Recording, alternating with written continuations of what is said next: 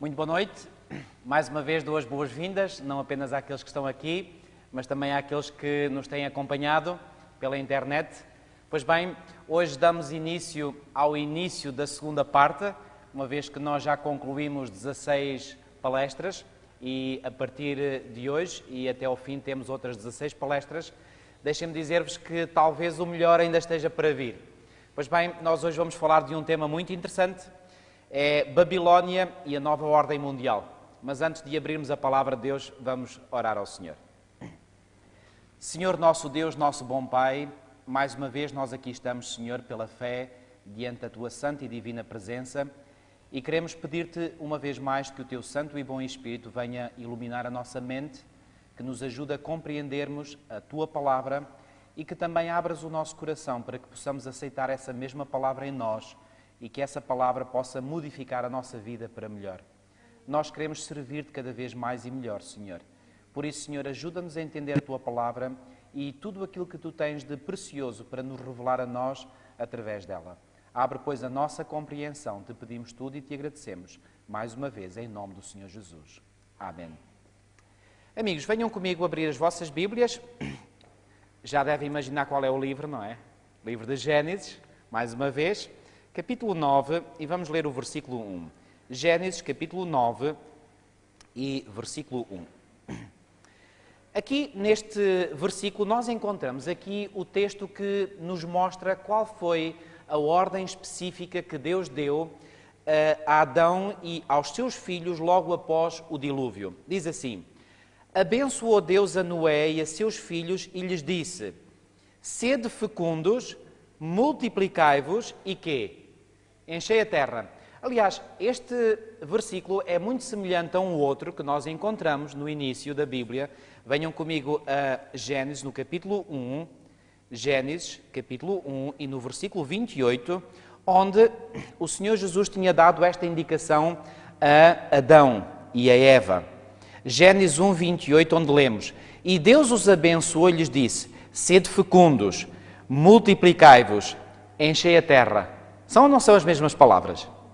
Só que aqui, no caso de Adão, ele disse: sujeitai-a e dominai sobre os peixes do mar, sobre as aves dos céus e sobre todo o animal que rasteja pela terra. É interessante que isto já não aparece em Gênesis 9:1. Porque esta ordem que nós encontramos em Gênesis 1:28 foi dada no momento em que Adão e Eva eram quê? Eram perfeitos, ainda não tinham pecado. Pois bem, já a situação diferente se passava com Noé e com os seus 3 filhos. No entanto, uma parte da ordem é idêntica: sede fecundos, multiplicai-vos e enchei a terra. Eu pergunto, porquê é que acham que Deus deu esta ordem a Noé e aos seus filhos? A razão é óbvia, a resposta é óbvia. Porquê? Porque a terra tinha sido completamente destruída, os habitantes que nela viviam tinham sido todos destruídos e, portanto, agora era necessário repovoar a terra. E reparem que aqui, portanto, a indicação era de que deveriam encher a terra. Portanto, Deus queria que eles enchessem a terra. O que é que isto significa? O que é que isto pressupõe? Pressupõe que os descendentes de Noé deveriam espalhar-se por toda a terra, porque não se pode encher a terra estando só num local. Deve-se, portanto, espalhar a multidão por todos os lados. Ora bem, portanto, não era plano de Deus, conforme acabámos de ver por este versículo, que os habitantes da terra pudessem, portanto, manter-se unidos todos no mesmo sítio. Ora bem, vamos agora ao capítulo seguinte, ao capítulo 10 de Gênesis. Este capítulo é conhecido como a Tabela das Nações e é fácil de compreender porque é que este nome foi dado a este capítulo, porque nós aqui temos os descendentes, portanto, os descendentes dos filhos de Noé, e é a partir desses descendentes, como vocês facilmente compreenderão, que vão surgir o quê? Todas as nações do mundo. Portanto, em Gênesis, no capítulo 10, e deixem-me ler aqui os versículos 8 a 11, lemos assim: Cuxe gerou a Nimrod, e este Cuxe era filho de Cã. Lembram-se que Noé tinha 3 filhos, Sem, Cã, Jafé, e de Cã, portanto, surgiu Cuxe. E está no versículo 6, os filhos de Cã, Cuxe, Mizraim, Put e Canaã. E agora, um destes filhos de Cã, Cuxe, gerou a Nimrod, o qual começou a ser poderoso na terra. Versículo 9. Foi valente caçador diante do Senhor, daí dizer-se como Nimrod, poderoso caçador diante do Senhor. o princípio do seu reino foi o quê? Babel. Ereque, Acade e Calné, na terra de Siniar. Repararam neste pormenor, na terra de Siniar. Já agora, venham comigo ao livro de Daniel, no capítulo 1, livro de Daniel, no capítulo 1, e vamos ver para onde é que Daniel e os seus companheiros foram levados cativos. Daniel, no capítulo 1,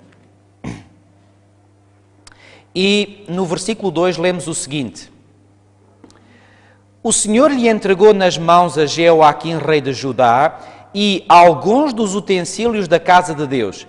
A estes levou-os para onde? Aqui não diz Babilónia, diz para a terra de Siniar, para a casa do seu Deus, e os pôs na casa do tesouro do seu Deus. Portanto, para onde é que Daniel e os seus 3 companheiros foram levados? Para a terra de Siniar. E o que é que foi lá feito na terra de Siniar? Pois bem, foi o princípio do reino de Babel. Quem foi então o edificador, o construtor de Babel? Um homem chamado Nimrod. Deixem-me dizer-vos que os nomes, sobretudo no Antigo Testamento e muito particularmente no livro de Gênesis, todos tinham um significado especial. E Nimrod não é exceção. Sabem o que é que o nome Nimrod significa? Rebelião. Estão mesmo a ver porquê? Pois bem, Nimrod foi um homem rebelde, que iniciou uma iniciativa, desculpem o pleonasmo, para fazer algo que se opunha à vontade de Deus. Ou seja, ele era um rebelde. E esta Babilónia, ou melhor, esta Babel, sabem que por vezes há pessoas que perguntam, mas qual é a diferença entre Babel e Babilónia? É que Babel é o nome hebreu para Babilónia. É essa a diferença. Portanto, é uma questão de línguas. Portanto, Babel, Babilónia é a mesma coisa. E como estão a ver, portanto, esta Babel foi construída na terra de Siniar. E era nesta terra de Siniar que, portanto, estava a Babilónia no tempo de Daniel. Pois bem, este Nimrod, então, significa rebelião. E já agora, deixem-me dizer-vos que na tradição babilónica, Nimrod casou com uma mulher chamada Semiramis, e quando eles morreram, segundo a mitologia babilónica, pois bem, Nimrod tornou-se o deus Sol, e Semiramis, a mulher, quando morreu, tornou-se na deusa Lua.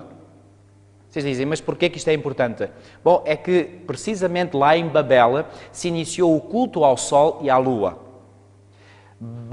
Nimrod era suposto ter-se transformado no deus Sol e a mulher na deusa Lua. Portanto, o culto ao Sol e à Lua surgiu em Babel pela primeira vez na história humana. Pois bem, este reino de Babilónia, como vocês, a maior parte de vós sabe, estava localizado, portanto, nas margens do rio Eufrates, na Mesopotâmia. Aliás, sabem que a Mesopotâmia, o termo Mesopotâmia, significa entre 2 rios. Que rios eram estes? Os rios Tigre e Eufrates. Pois bem, esta, portanto, era uma região, então, uma região fértil, próspera, porque era banhada por esses 2 rios, o que fazia com que aquela região fosse uma região extremamente fértil. Ora bem, vamos agora passar ao capítulo 11 e vamos ler aqui este episódio da construção da Torre de Babel. A partir do versículo 1 nós lemos o seguinte: Ora, em toda a terra havia apenas uma linguagem e uma só maneira de falar. Bom, isto certamente permitia que os homens, sabem que ainda hoje, qual é a característica predominante de uma determinada nação? É terem uma língua comum, não é? Nós aqui em Portugal, porque é que estamos separados do nosso país vizinho Espanha? Porque temos esta identidade linguística que nos faz, portanto, juntar-nos. Portanto, a língua define um povo, define a sua cultura. Os espanhóis reúnem-se num país porque têm uma determinada língua, os franceses noutro país porque têm a língua francesa e por aí adiante. Pois bem, aqui, segundo nos diz a Bíblia, nesta altura, e já agora deixem-me dizer-vos que este episódio da construção da Torre de Babel, segundo os estudos de alguns historiadores, terá ocorrido por volta de 100 anos após o dilúvio. Não foi muito tempo. Não se esqueçam que até ao dilúvio os homens viviam muitos anos. Foi após o dilúvio que a idade do ser humano começou a decair enormemente. Portanto, 100 anos não era muito tempo. E 100 anos após o dilúvio, pois bem, e já agora vocês já sabem quem foram então os principais construtores da Torre de Babel. Se Nimrod era o principal construtor e se Nimrod era filho de quem? Filho de Cush, e Cush era filho de Cã. Portanto, estes que estavam a construir a Torre de Babel eram descendentes de quem? De Cã. E já agora deixem-me dizer-vos que Cã era dos 3 filhos de Noé o menos espiritual. Ellen White, por exemplo, tem algo muito interessante a dizer sobre Cã. Diz que Cã, lembram-se que foi aquele Cã que, quando viu Noé bêbado, foi aquele que mais gozou com a situação. E quando Noé soube disso, não gostou e a Bíblia nos diz que amaldiçoou o seu filho. Mas Ellen White dá-nos a entender que a fidelidade deste filho para com o seu pai, mesmo quando entrou para dentro da arca, já não era muito boa. Ou seja, este filho já não era... Ele entrou talvez indo a reboque da família, mas já não era muito bom. E os seus descendentes, pois bem, vão ser dos piores. Por exemplo, destes descendentes de Cã e também de Jafé, mas sobretudo de Cã, que nós temos alguns dos inimigos mais fortes e mais terríveis que o povo de Israel vai enfrentar no futuro. Ora, vamos ver o que é que o texto nos prossegue dizendo. Sucedeu que, partindo eles do Oriente, e já agora deixem-me dizer-vos que há aqui uma tradução errada, quer na minha versão, quer noutras versões, até a própria King James Version também traduz isto erradamente, porque não é partiram eles do Oriente, mas partiram eles para o Oriente, não é do, mas para, não é... Este do dá a entender que é o ponto de partida. Pois bem, o Oriente não foi o ponto de partida, foi o ponto de chegada. E como é que nós podemos saber isso? Porque esta mesma expressão, por exemplo, em Gênesis capítulo 13 e versículo 11, Gênesis capítulo... É a mesma palavra que aparece aqui em Gênesis 13, 11, e repare o que é que diz aqui em Gênesis 13, 11. Então Ló escolheu para si toda a campina do Jordão e partiu para o Oriente. Ora, aqui está bem traduzido, partiu para o Oriente. Lá diz que partiram do Oriente, não foi do Oriente, foi para o Oriente.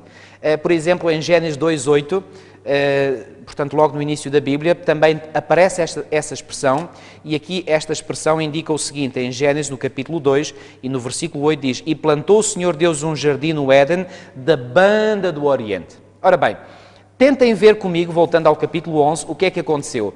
Depois de Noé e os seus filhos terem saído da arca, pois bem, este Cã e os seus descendentes, o que é que eles fizeram? Partiram para o Oriente. Bom, na realidade não foi propriamente para o Oriente. Foi porque a arca parou depois do dilúvio ter terminado e das águas terem começado a descer, parou no Monte Ararat, que fica na atual Turquia. E então eles fizeram então a viagem desse sítio em direção, podemos dizer, não foi propriamente ao Oriente, mas mais em direção ao Sudeste, ou seja, para o Oriente, mas também para o Sul. E aí então eles chegaram, portanto, à região da Mesopotâmia, portanto, aquela região que significa entre dois rios.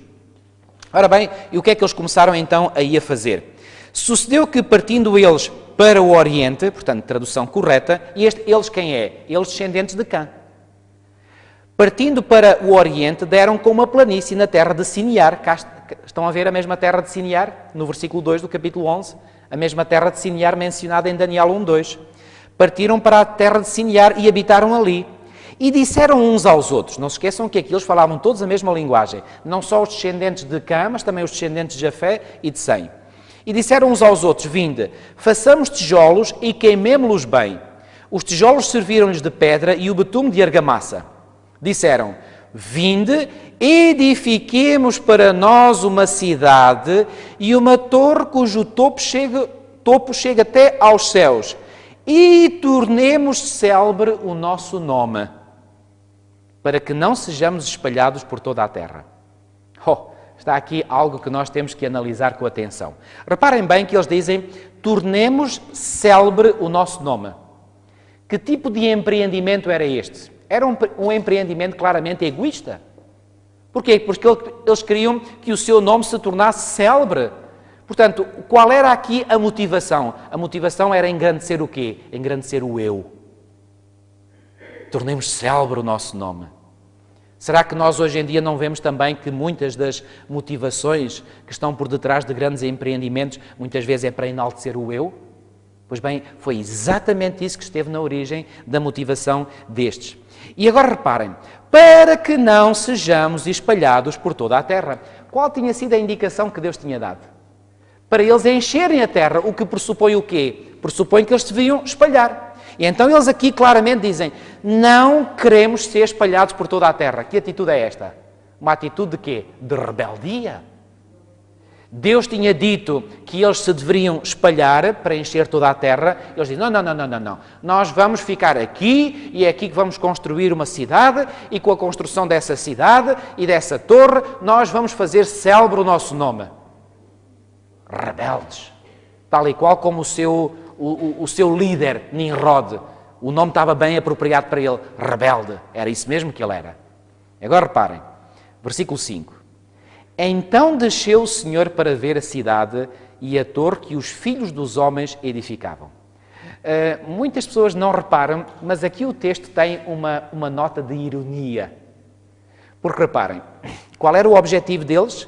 Construir uma torre cujo topo chegasse até onde? Aos céus. Ou seja, apesar de eles construírem uma torre tão alta que chegava até aos céus, mesmo assim o Senhor dos céus teve de descer. A ironia é esta.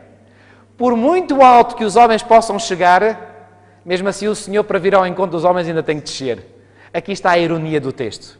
A mostrar, portanto, que por muito alto que os homens possam ir ou construir, seja o que for, pois bem, nos seus empreendimentos egoístas, pois bem, estão muito longe de chegar até ao Senhor.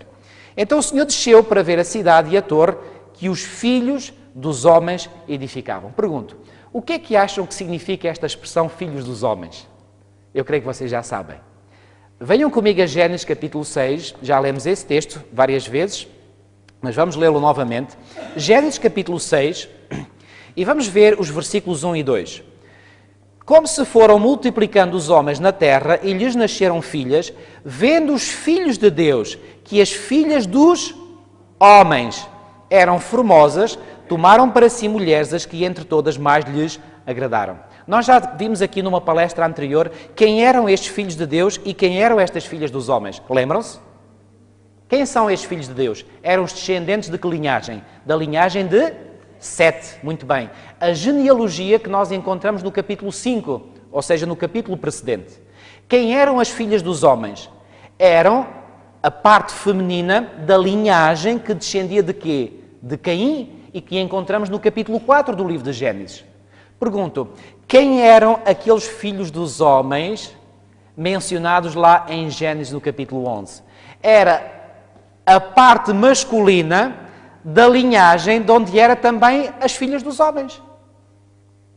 Ou seja, o que é que nós estamos aqui a ver? O que nós estamos aqui a ver é que, reparem bem, sigam por favor comigo o raciocínio. Gênesis capítulo 4 apresenta-nos a descendência de quem? A descendência de Caim. Depois de ter apresentado a descendência de Caim, vai-nos apresentar a descendência de Sete, no fundo de Adão, e depois de Sete, não é? Portanto, Adão inscreve-se na linhagem de Sete, ou seja, embora Adão seja, portanto, antes de Sete. Nós no capítulo 5 temos então a descendência ou a linhagem de Sete, e depois no capítulo 6 somos informados de que essas duas linhagens começaram a quê? A cruzar-se, a unir-se.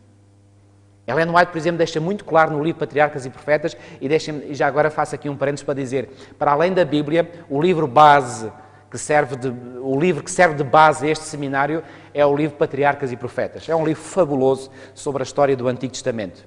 E então, ela dá a entender que durante algum tempo estas duas linhagens estiveram separadas uma da outra. Houve uma altura em que os descendentes de Caim vieram também habitar para as planícies onde habitavam os descendentes de Sete. E estes, com receio de serem contaminados, não se importaram de fugir e ir para as montanhas, viver em sítios mais difíceis, como Abraão não se importou quando permitiu que o seu sobrinho Ló escolhesse, e Ló escolheu a parte mais fértil, mais promissora, e então Abraão não se importou de viver para as montanhas. Então também os descendentes de Sete não se importaram de viver para as montanhas. Mas houve uma altura em que os descendentes de Sete, ou seja, a linhagem santa, começaram a aproximar-se cada vez mais da outra linhagem.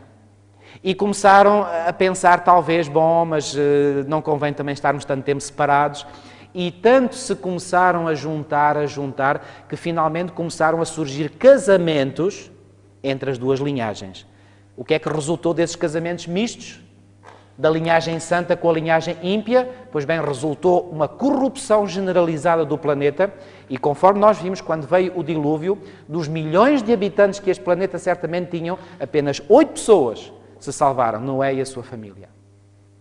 Agora vocês estão a imaginar, Deus vai querer dar continuidade à linhagem santa.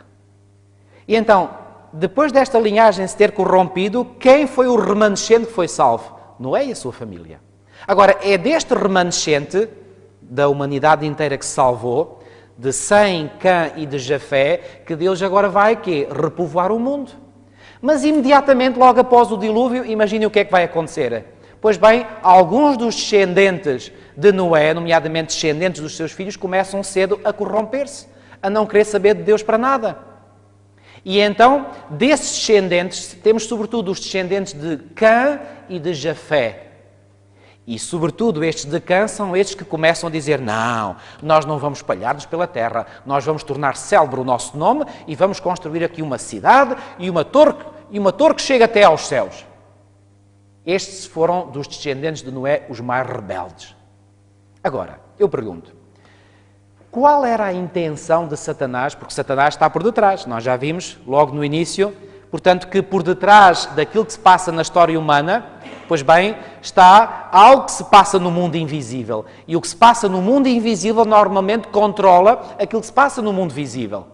Qual era a agenda de Satanás em corromper a linhagem de Sete? Era que essa linhagem fosse de tal forma corrompida para que, através dessa linhagem, alguém não pudesse vir. Quem era esse alguém? A tal semente da mulher. Amigos, não se esqueçam, desculpem-me de eu enfatizar mais uma vez e de repetir, porque esta é a ideia central de todo este seminário, todas estas palestras. Nós temos que compreender o Antigo Testamento à luz de Gênesis 3:15. À luz deste grande conflito entre o bem e o mal. À luz, e sobretudo o Antigo Testamento, à luz daquela perspectiva que Deus deu claramente a entender à serpente no Éden, que ele iria enviar uma semente da mulher, o descendente da mulher, e esse descendente viria fazer o quê? Viria ferir a sua cabeça. E Satanás não queria, obviamente, que essa semente viesse. E ele agora vai fazer tudo o que está ao seu alcance para quê? Para impedir essa semente de vir. O primeiro método que ele usou foi destruir quem? Abel. Porque pensou que Abel pudesse ser essa semente, ou que eventualmente através de Abel pudesse vir essa semente, destruiu, e aí ficou descansado. Mas logo a seguir ele viu que o Senhor, em lugar de Abel, trouxe Sete. Ele pensou: bom, este método não resulta. Se eu mato agora a Sete, depois o Senhor faz vir outro. E então qual foi o método alternativo que ele escolheu? O método alternativo foi de corromper a identidade religiosa dessa linhagem santa, para que assim, corrompendo, o Messias não pudesse vir. E ele teve êxito. E conforme já vimos aqui, se não tivesse sido a intervenção de Deus através do dilúvio, pois bem, a linhagem santa teria sido completamente dissolvida pelos ímpios e não haveria mais descendência. E o Senhor, então, para impedir isso, o que é que ele fez? Enviou o dilúvio, destruiu os ímpios, ficou um remanescente, e com esse remanescente ele repovoou novamente a terra. Só que agora o processo vai se repetir.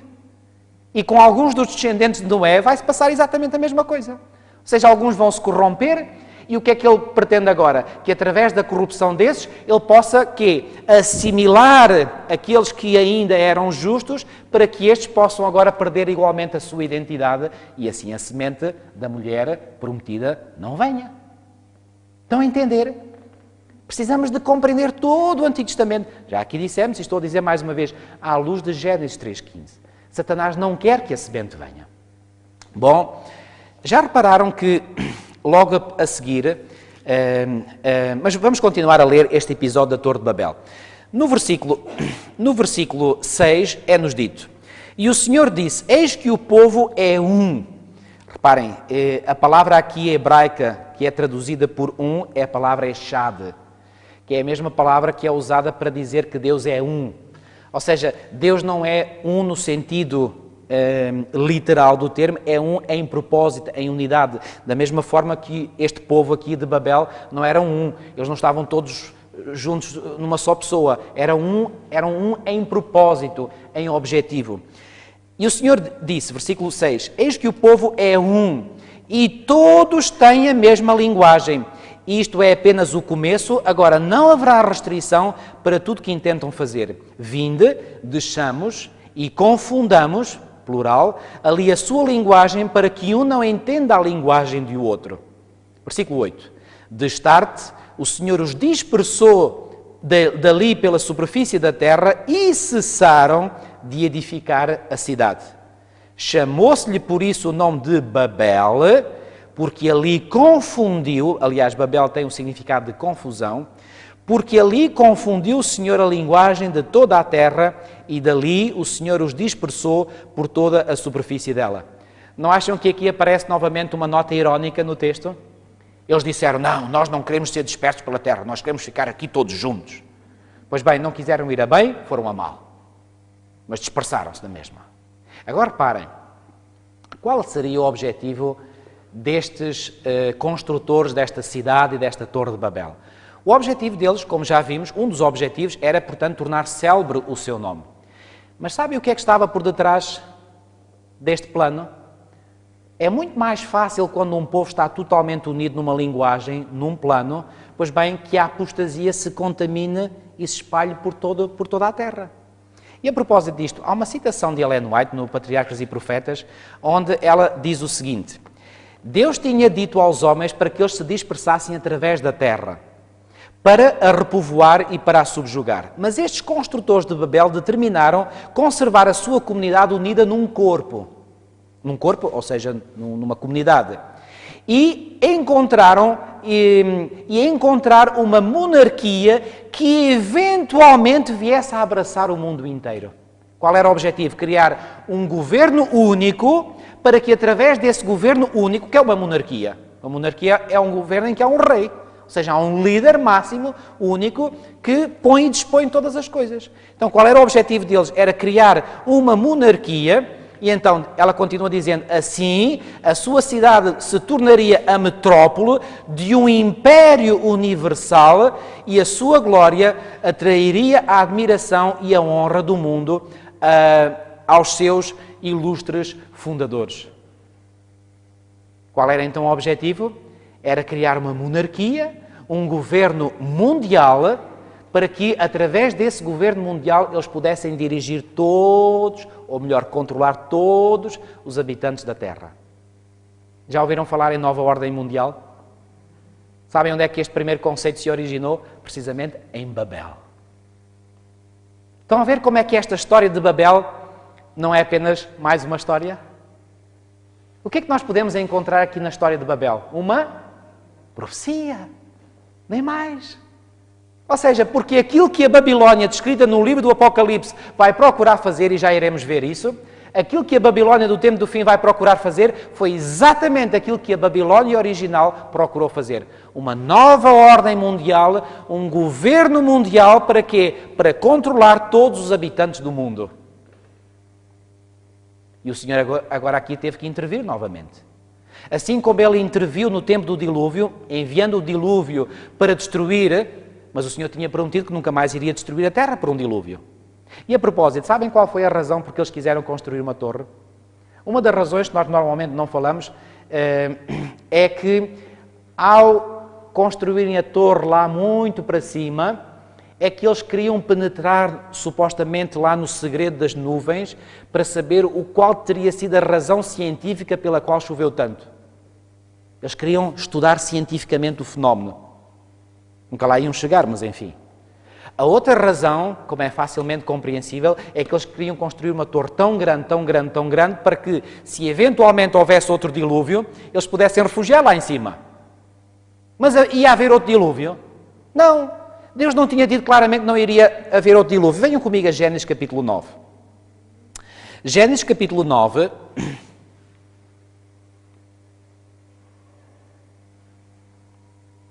E venham ver os versículos, não vamos ler todos, os versículos 13 a 15.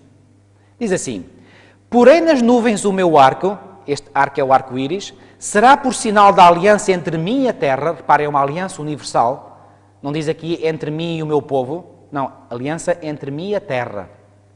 Sucederá que, quando eu trouxer nuvens sobre a terra e nelas aparecer o arco, então me lembrarei da minha aliança, firmada entre mim e vós e todos os seres viventes de toda a carne.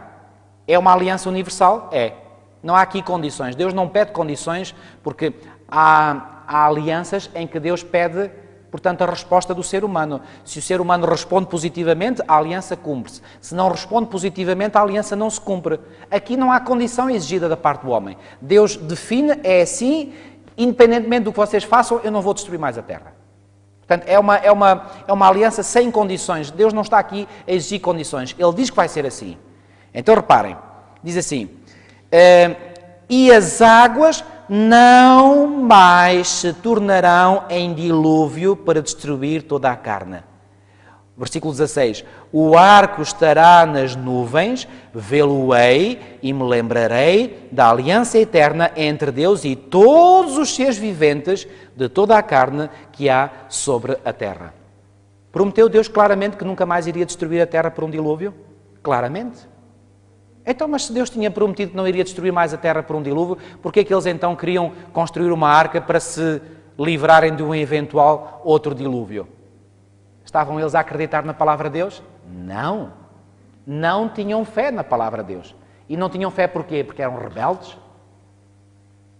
Eles devem ter pensado, a gente nunca sabe, ele diz que não vai destruir outra vez a terra com um dilúvio, pelo sim, pelo não, deixa lá nós nos protegermos. Eles estavam a confiar mais em quê? Nas obras de Deus, na sua palavra, ou nas suas próprias obras? E temos aqui algo muito importante. É que uma das características destes fundadores de Babel, destes fundadores de Babilónia, é que eles achavam, o quê? Confiar na palavra de Deus para nós nos salvarmos?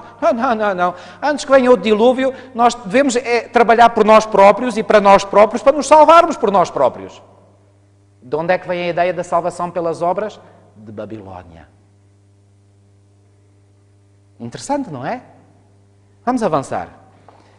Voltemos ao capítulo 11 e vamos ver novamente o versículo 9. Chamou-se-lhe por isso o nome de Babel, porque ali confundiu o Senhor a linguagem de toda a terra e dali o Senhor os dispersou por toda a superfície dela. E agora eu quero que vocês notem o que é que vem imediatamente a seguir a estes versículos que nós acabamos de ler, estes primeiros versículos do capítulo 11. A seguir, versículo 10, reparem, são estas as gerações de Sem. Ora, ele era da idade de 100 anos, quando gerou Arfaxade, 2 anos depois do dilúvio. E depois que gerou Arfaxade, viveu 100, 500 anos, gerou filhas e filhas. E depois temos aqui uma nova genealogia. Depois de 100 vem Arfaxade, depois vem Salá, depois vem Eber, depois vem Peleg, depois vem Reu, depois vem Serug, depois vem Naor, depois vem Terá, e depois vem quem? Abraão. Que linhagem é esta? É a linhagem santa? Ou seja, depois do dilúvio, qual foi a linhagem que deu continuidade à linhagem de Sete? Foi a linhagem de quem? De Sem. Foi Sem que deu continuidade à linhagem santa. Aliás, e estes descendentes de Sem são conhecidos na história como quê? Como os semitas. E este Abraão, diz-vos alguma coisa? Quem era este Abraão? Pois bem, através de Abraão sabemos o que é que Deus foi fazer. Mas repararam porque é que esta descendência aparece logo a seguir ao episódio de Babel? É como se o Senhor disse, reparem bem, eles estavam a querer consolidar uma monarquia mundial para governar todo o mundo. E se eles assim fizessem, o que é que acham que iria acontecer à linhagem santa? Iria desaparecer. Então o Senhor intervém, milagrosamente, confunde a linguagem, faz com que aquele empreendimento deles caia completamente por terra, eles são obrigados a dispersar, a sair dali contra a sua vontade, mas foram, e logo a seguir vem a linha apresentada a descendência de Sem. É como se o texto nos quisesse dizer, porque Deus interviu desta maneira contra Babel, estes descendentes puderam sobreviver. E pôde-se dar continuidade à linhagem. Estão a ver aqui na história Satanás a intervir e a fazer os seus possíveis para impedir a semente prometida de vir, mas Deus a trabalhar para que a semente venha? E a história do Antigo Testamento é este conflito permanente. Satanás a fazer todo o seu possível para impedir a semente de vir. E o Senhor a trabalhar para fazer com que essa semente venha. Quem é que ganhou? Deus ganhou. Porque em Gálatas, no capítulo 4 e no versículo 4, nós já lemos isso, Paulo nos diz que não apenas Cristo veio, mas veio na plenitude do tempo, ou seja, veio na hora certa. Quando lá no calendário divino chegou o tempo em que o Messias devia vir, ele veio mesmo. Apesar de todas as coisas que Satanás fez para impedir a semente de vir, no momento estipulado pelo céu para que Jesus viesse, Jesus veio. Uau! Dá-nos isto, ajuda-nos isto a fortalecer a nossa fé? Dá-nos isto a certeza de que o Senhor está efetivamente no comando da história? No comando dos acontecimentos? Absolutamente. E eu pergunto, se Jesus veio a primeira vez no tempo certo, será que Ele não irá vir pela segunda vez no tempo certo? O que é que Jesus um dia disse? Daquele dia, ora, nem os anjos sabem, nem o Filho, mas somente o Pai. Se o Pai sabe, nós não sabemos, claro, se os anjos não sabem, quanto menos nós. Se o Pai sabe, vocês acham que já está marcado então no calendário divino? A data da segunda vinda? Absolutamente. E vocês acham que quando chegar o tempo para a segunda vinda de Jesus, Ele vai vir mesmo? Não tenham dúvidas. Assim como Ele veio na plenitude do tempo a primeira vez, Ele há de vir na plenitude do tempo a segunda vez. Não tenham dúvidas disso. Não sabemos quando é que é a plenitude do tempo. Aliás, para a primeira vinda, há alguns anos antes do Senhor vir, foi dada a profecia de Daniel 9, em que aí o Senhor claramente indicou quando é que o Messias havia de vir. Tivessem os judeus estudado e estado sempre alerta, eles teriam reconhecido a vinda do Messias. Porque ela estava indicada quanto ao tempo. Agora não temos uma profecia cronológica que vá até ao tempo da segunda vinda de Cristo. Mas nós temos muitos sinais que nos indicam que a sua vinda está para breve. Mas eu acredito que, embora não saibamos a data, ela está determinada. Porque eu não acredito que Deus o Pai tivesse dito assim, ok, bom, eu vou planear aqui a vinda do meu filho ao mundo, a segunda vinda, mas entretanto, a determinado momento, ele pensa assim, ei, enganei-me. Eles lá embaixo não se despacham. Bom, estou a teatralizar um bocadinho. Eles lá embaixo não se despacham. Bom, eu vou ter que mudar. Portanto, já não vai ser no ano 2010, como eu preferi, vai ser agora 2020. Bom, estou a imaginar. Vocês acham que Deus se engana? Ele é omnisciente. Ele sabe todas as coisas. Ou seja, quando Ele planeou, na sua omnisciência, a plenitude do tempo para a segunda vinda de Cristo, Ele já sabia tudo. E, portanto, não acreditem que o Senhor anda a mudar de datas. O que eu acredito é que o Senhor estabeleceu... Aliás, venham comigo a Atos capítulo 1, versículo 7. Atos capítulo 1 e versículo 7. E hoje o tempo, mais uma vez, está contra mim. O relógio está sempre contra mim. Atos capítulo 1 e versículo 7. Aqui o Senhor Jesus, depois de os discípulos lhe fazerem uma pergunta, no versículo 6, Senhor, será este o tempo em que restauras o reino em Israel? E reparem como ele respondeu. Respondeu-lhes, não vos compete conhecer tempos ou épocas que o Pai reservou pela sua exclusiva autoridade. O que é que Jesus disse? Que o Pai reservou os tempos de acordo com a sua exclusiva autoridade. Amigos, eu estou totalmente convencido, não tenho dúvidas. Aliás, o apóstolo Paulo em 1 Timóteo, venham ver rapidamente esse texto comigo, em 1 Timóteo, no capítulo 6, 1 Timóteo no capítulo 6, e nos versículos 14 e 15 diz o seguinte, falando para Timóteo, diz que guardes o mandato imaculado e irrepreensível até quando? Até à manifestação de nosso Senhor Jesus Cristo. E agora reparem, falando dessa manifestação, que evento é esse, a manifestação de nosso Senhor Jesus Cristo? Não é a sua segunda vinda? Claro que é. E falando dessa manifestação, o que é que ele diz agora no versículo 15? A qual manifestação, em suas épocas determinadas, há de ser revelada. Quando é que ocorrerá a manifestação do Senhor Jesus? Na sua segunda vinda em glória, na sua época determinada. Está o Senhor ao controle da história novamente? Absolutamente.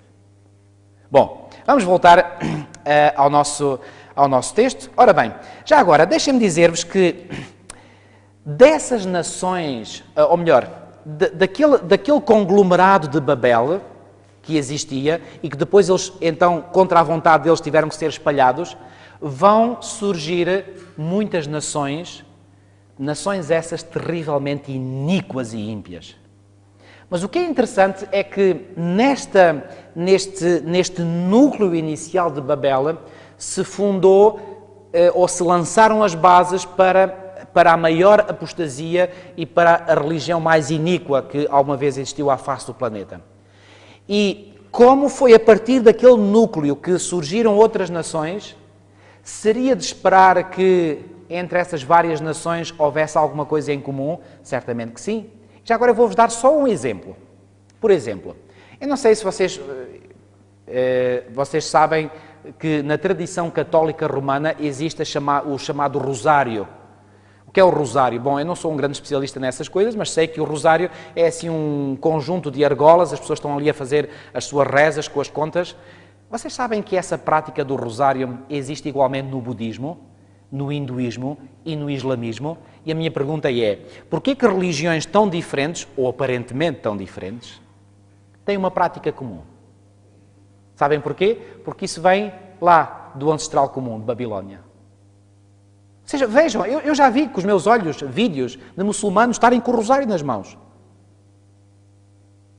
E há budistas, há hinduístas, e depois os romanos católicos também usam isso, os católicos romanos. De onde é que vem essa prática?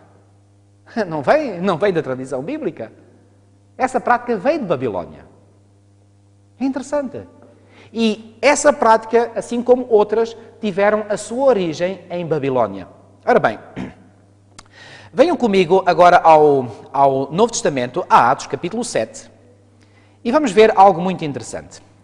Neste capítulo 7 de Atos, nós temos aqui o discurso de Estevão, no Sinédrio em Jerusalém. Atos capítulo 7. Eu gostaria que pudéssemos ler os versículos 2 a 4. Estevão respondeu: varões, irmãos e pais, ouvi. Ele agora começa a retraçar a história do povo de Israel. E começa assim: o Deus da glória apareceu a Abraão, nosso pai, quando estava aonde? Onde é que Abraão morava?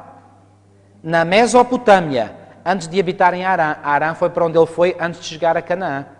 Onde é que ele morava então? Na Mesopotâmia. E agora reparem. E lhe disse: sai da tua terra e da tua parentela e vem para a terra que eu te mostrarei. Então saiu da terra de quem? Dos caldeus. Não vamos, porque não temos tempo, em Daniel no capítulo 1 e no capítulo 2 fala dos caldeus. Quem eram os caldeus? Eram os babilónios. Então se nos diz aqui que Abraão saiu da terra dos caldeus, aliás, onde é que ele morava? Numa cidade chamada quê? Ur. E como é que normalmente é designada essa cidade? Como Ur dos caldeus. Então onde é que Abraão morava? Morava na Mesopotâmia, ou seja, morava em Babilónia. Então reparem, depois do episódio da Torre de Babel, que ocorreu 100 anos após o dilúvio, nós temos logo a seguir na Bíblia o relato da descendência de Sem, como que para dizer, graças à intervenção sobrenatural de Deus, esta semente santa pode ser preservada. Mas, entretanto, o que é que vocês acham que começou a acontecer com esta semente? Ou seja, com a linhagem de Sem. Venham comigo a Josué, capítulo 24. Josué, capítulo 24. Muito importante este texto. Josué, no capítulo 24,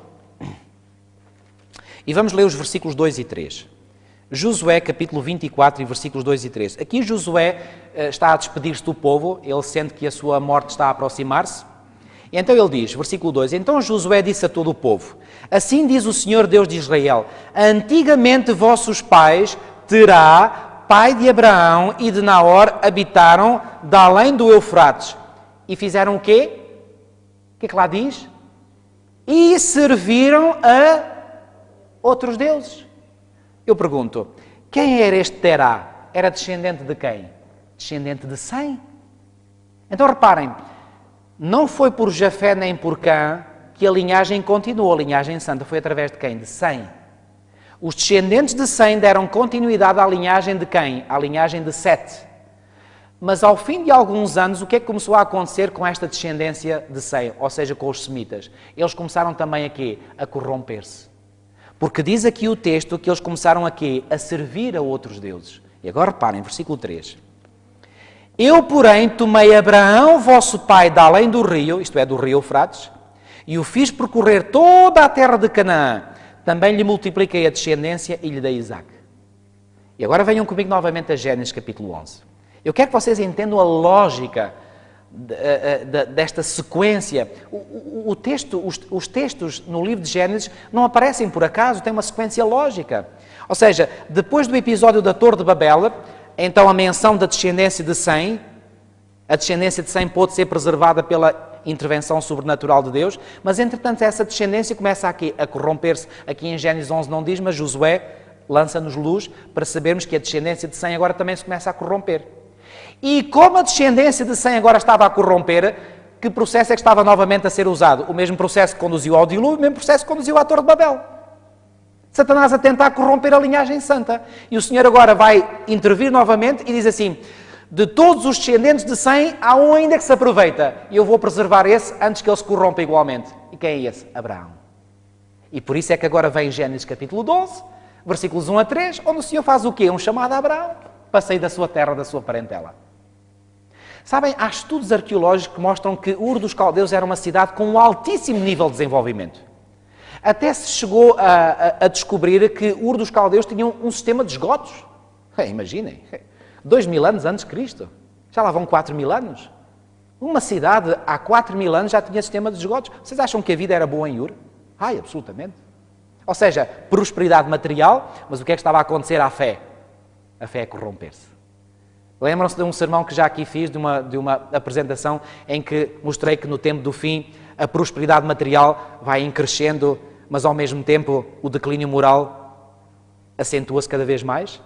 Então, esta cidade era próspera materialmente. É interessante, se nós fizermos um estudo nesse sentido, vamos encontrar que a maior parte das civilizações pagãs da Antiguidade eram materialmente muito ricas. Já vimos, por exemplo, ontem o caso de Sodoma e Gomorra. Eram cidades ricas, materialmente falando. Moral e espiritualmente, aquilo era a desgraça.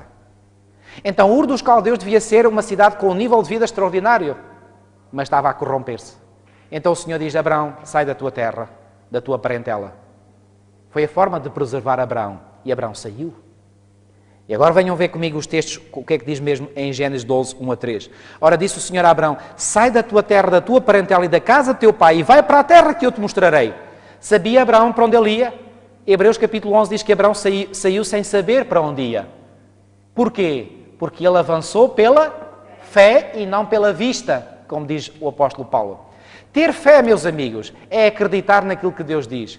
É confiar naquilo que Deus nos pede. Deus pede para ir para ali, eu não sei porque é que eu tenho que ir para ali, mas Deus pede para ir para ali e eu vou. Abraão deve ter chegado junto de Sara e disse: Sara, faz as malas, temos que partir ao marido. Mas para onde? Não sei, mas faz as malas, temos que ir embora.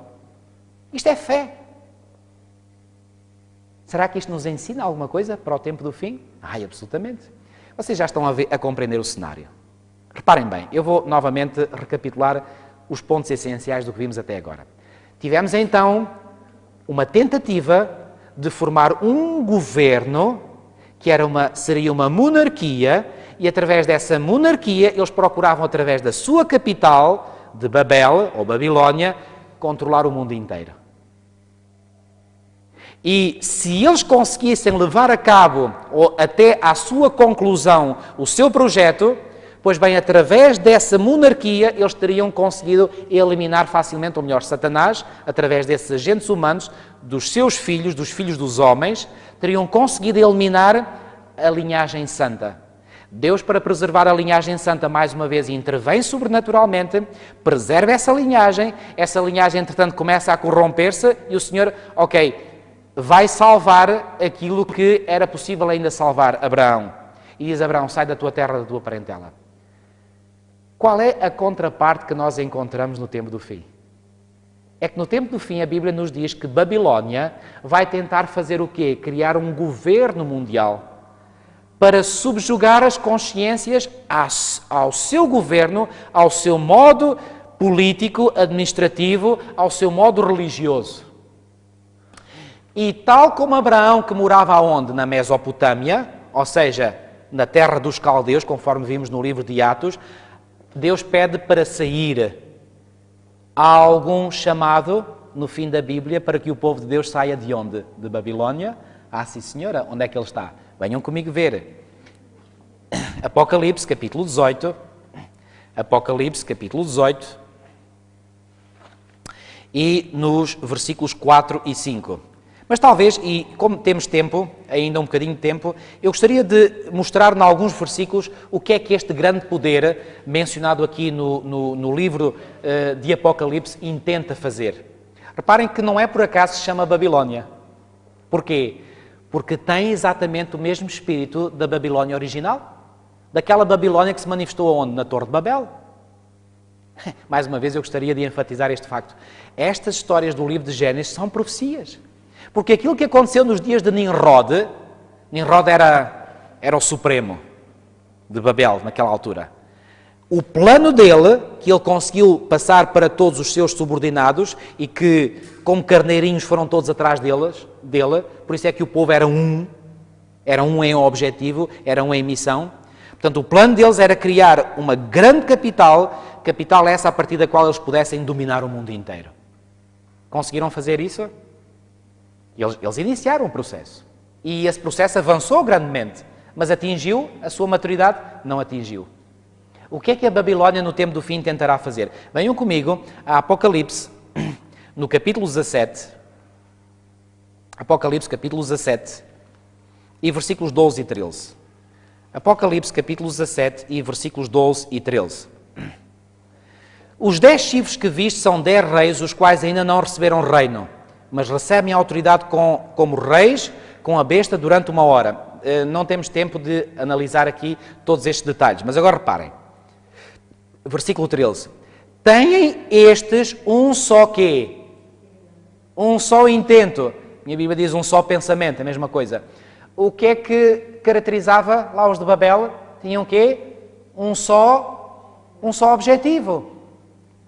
Têm este um só pensamento e oferecem à besta o poder e a autoridade que possuem. Qual é então a intenção que está aqui? De ter um só pensamento para quê? Venham ver comigo agora um bocadinho mais atrás, em Apocalipse, no capítulo 16. Apocalipse, capítulo 16, e vamos ler a partir do versículo 12. E aqui está uma linguagem muito parecida com a Babilónia histórica. Diz assim: derramou-se esta sua taça sobre o grande rio Eufrates. Diz-vos alguma coisa este rio Eufrates? Que rio era este? Era o rio que passava aonde? Em Babel, em Babilónia? Cujas águas secaram. É interessante. Sabem que Babilónia caiu, não a Babilónia original, porque há 3 grandes Babilónias escritas na Bíblia. A Babilónia original, que nós hoje falamos, foi a Babilónia construída por Nimrod. Depois houve a Babilónia do tempo de Nabucodonosor. E a propósito, sabem que Nabucodonosor, em determinada altura, está em Daniel capítulo 4 e versículo 30, diz: não é esta a grande Babilónia que eu edifiquei para a honra do meu nome, para a glória da minha majestade. Ele não tinha nenhum problema com o eu, pois não? O espírito é o mesmo. Qual é o espírito? E a terceira Babilónia mencionada é a Babilónia no livro do Apocalipse. Portanto, 3 Babilónias.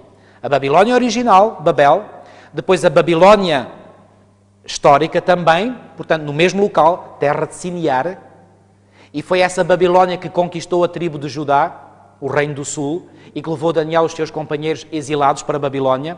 O povo de Judá esteve exilado em Babilónia durante 70 anos, segundo Jeremias 25 e Jeremias 29, e depois desses 70 anos regressou do exílio, depois de Babilónia ter sido o quê? Conquistada pelo Império Medo-Persa.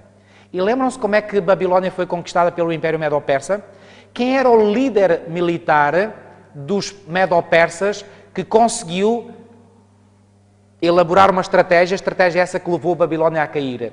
Desviou as águas do rio Eufrates, as águas diminuíram e assim eles conseguiram entrar por debaixo das muralhas que estavam por cima do rio e entraram dentro da cidade. Então o que é que aconteceu? As águas baixaram e ao baixarem as águas, pois bem, eles puderam entrar e naquela mesma noite Babilónia caiu. Porquê que acham que o livro do Apocalipse usa esta linguagem? Derramou o sexto, isto é, o sexto anjo, a sua taça sobre o grande rio Eufrates, cujas águas secaram. É o mesmo processo? Exatamente o mesmo. Para que se preparasse o caminho dos reis que vem do lado do nascimento do sol. A propósito, sabem que Tiro também veio do lado do nascimento do sol? E Ciro é um tipo do Messias? Quem são então estes reis que vêm do lado do nascimento do sol? Só pode ser uma coisa? Cristo e as suas hostes angélicas. Mas antes que Cristo venha, é necessário que aconteça alguma coisa. É que as águas, agora não mais literais, mas simbólicas do rio Eufrates, possam secar. E o que é que segue à secagem das águas? O que é que seguiu à secagem ou à diminuição das águas do Eufrates no passado? As águas do Eufrates diminuíram e logo a seguir o que é que aconteceu? Babilónia caiu. O que é que acham que vai aqui acontecer a Babilónia quando as águas do Eufrates secarem? Babilónia vai aqui. Babilónia vai cair. E quando Babilónia cair, pois bem, e cai porque os reis que estão para vir, neste caso o rei, com as suas hostes angélicas está para vir, então Babilónia tem que cair. E quando Babilónia do passado caiu, pois bem, foi tempo para que o povo de Deus que estivesse em Babilónia pudesse sair e pudesse ir para onde? Para a sua terra de novo, para Canaã. Quando a Babilónia do tempo do fim cair, o povo de Deus que está em Babilónia vai sair e vai para onde? Para Canaã. Uau! Vocês já viram estes paralelismos? Isto é fantástico. E é o livro de Gênesis um mito, como alguns dizem. O livro de Gênesis é história, mas é história profética. Porque aquilo que aconteceu lá no passado, contado no livro de Gênesis, é o que vai aqui acontecer no futuro. Meus amigos, isto é a melhor prova de que nós temos de que o livro de Gênesis é totalmente válido. Não é mito, não é saga, não é lenda. É história, mas é história também profética, é profecia contada em história. Estamos nós na iminência de ver uma nova ordem mundial estabelecer-se no mundo? Cada vez mais se fala nisso. O que é que vai acontecer? O que vai acontecer é que essa Babilónia, vai ela conseguir atingir o seu intento final? Conseguiu a Babel do passado atingir o seu intento final? Bom, eles estavam a construir naquela direção, estavam a ir naquela direção. Conseguiram eles terminar a Torre de Babel? Não conseguiram. Deus interviu a tempo e ao intervir a tempo, o que é que aconteceu? Os filhos de Deus dessa altura respiraram de alívio e aparece a descendência de Sem. Deus vai intervir no tempo do fim, Babilónia não vai conseguir na totalidade conseguir os seus objetivos, Deus vai intervir. E não temos tempo, mas iremos ver mais à frente, outras palestras, a forma como Deus vai intervir. E quando Deus intervir, Babilónia vai cair, mensagem do segundo anjo, o povo de Deus vai respirar de alívio, e ao respirar de alívio será libertado e será conduzido para Canaã. Uau! Que maravilhosas histórias do livro de Gênesis. Gênesis é profecia. Que Deus nos ajude a compreendermos isto e a termos a certeza de que o nosso Deus vai intervir. Babilónia pode-me ter medo, mas não temos que temer, porque aquele que está do nosso lado é maior do que aquele que está do lado de Babilónia. Deus seja louvado por isso. Vamos terminar com uma oração. Senhor nosso Deus, nosso Pai, muito obrigado, Senhor, porque mais uma vez, de uma forma tão clara, Senhor, Tu nos mostraste que o livro de Gênesis é um livro maravilhoso. É história real, mas é também profecia contada na forma de história. Ó Senhor, muito obrigado porque através daquilo que aconteceu no passado, nós podemos ter um vislumbre mais claro daquilo que acontecerá no futuro. Ó Senhor, obrigado por nos ajudar sobretudo a trazer esta esperança aos nossos corações, de que a Babilónia que se está a conglomerar diante dos nossos olhos e da qual nós iremos falar mais em detalhe nas próximas palestras. Não temos que temer essa Babilónia, porque embora ela ameace o teu povo, é verdade, como o fez no passado, finalmente chegará o tempo em que tu intervirás pelo teu grande poder sobrenatural, Babilónia vai cair e o teu povo irá ser libertado e será conduzido por ti para a Canaã celeste. Ó Senhor, muito obrigado por isto. Anima-nos e fortalece-nos o nosso coração e fortalece a esperança que temos em ti na tua palavra, pois isto tudo te pedimos e te agradecemos desde já, em nome do Senhor Jesus. Amém.